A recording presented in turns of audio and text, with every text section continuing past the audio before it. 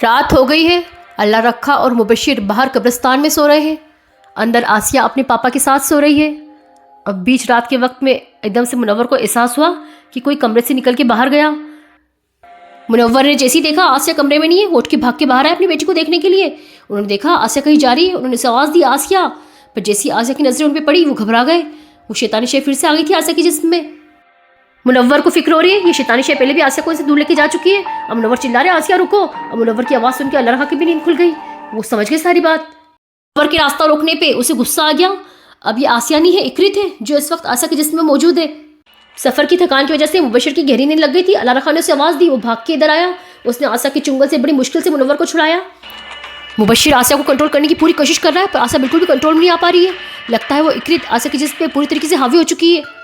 अल्लाह रखा को मुनव्वर की फिक्र हो रही है। उन्होंने उनकी सांसें चेक करी, उनकी सांसें बहुत धीमी चल रही। उन्होंने आवाज़ दी मुबशिर को, मुबशिर जल्दी इधर आओ, पहले अस्पताल लेके चलो।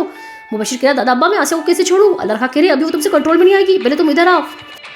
आसिया के अंदर बहुत ज़्यादा ताकत आ गई। वो मुबशिर से भी नहीं संभली।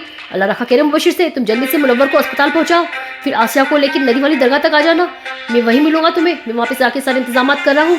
नदी वाली दरगाह पे ही आसिया का इलाज होगा। ये दरगाह बहुत पुरानी है।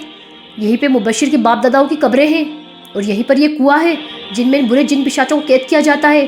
कहा जाता है मुबशिर के बाप दादा इन्हीं दरगाह वाले बाबा की नस्ल से हैं कि ख़ानदान वालों को अल्लाह की तरफ से शिफा हासिल है। ये लोग सालों से इन बुरे जिन पिशाचों को कैद करते आए हैं। इकरित ने आसिया के जिस्म को पूरी तरीके से अपने कब्जे में कर लिया है।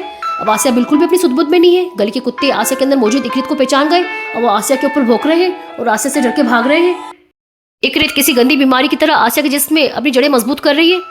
अब आसिया को बिल्कुल भी होश आवाज़ नहीं है वो इस वक्त कहाँ है।